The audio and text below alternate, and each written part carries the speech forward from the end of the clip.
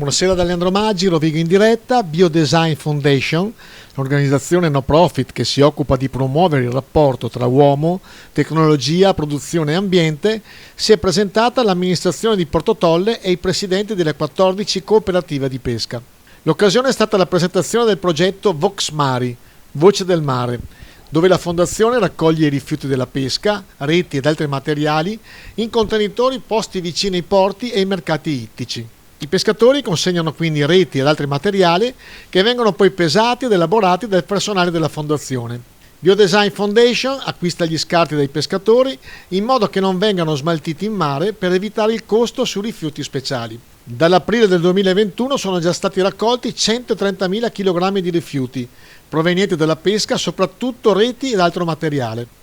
Il progetto ha preso il via a Chioggia anche grazie alla tenacia e alla passione del direttore della Fondazione per l'Italia e il Mediterraneo, Emanuele Mazzaro, che della realtà del comparto ittico Chioggia Delta del Po è profondo conoscitore, avendo ricoperto per 6 anni il ruolo di direttore generale del mercato ittico all'ingrosso di Chioggia, primo mercato in Italia per flotta di pescherecci.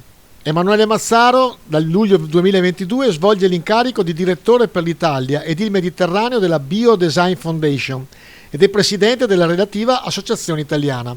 In collaborazione con il Consorzio degli Armatori di Chioggia, Biodesign Foundation ha sviluppato una soluzione efficace per la raccolta e il riciclaggio delle reti da pesca consumate e della plastica dal mare in essa catturata.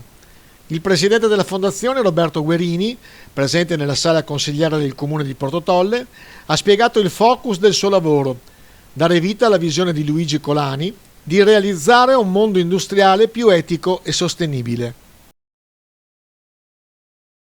Il progetto nasce dalla fondazione, la Biodesign Foundation è una fondazione governativa svizzera, è una fondazione, quindi ha un proprio capitale e ha elaborato questo progetto. È un progetto che ha lo scopo, Vox Maris, preciso di eliminare le reti da pesca nei mari in tutta Italia e poi anche nel Mediterraneo. Il primo passaggio naturalmente è in tutta Italia, abbiamo avuto un grande risultato a Chioggia, sono sicuro che lo avremo anche qui a Porto Tolle. Pensate che in un anno e mezzo a Chioggia abbiamo recuperato 150.000 kg di reti da pesca. È fondamentale l'aiuto delle amministrazioni comunali, ma la fondazione è una fondazione comunque è governativa, è svizzera, ha delle proprie associazioni in Italia, infatti la sede in Italia per esempio è a Milano e a Padova, ci sono sedi in Spagna, a Barcellona e anche in Germania, quindi è una fondazione che si sta radicando sul territorio in tutta Europa. È fondamentale l'aiuto dei pescatori, delle persone, delle amministrazioni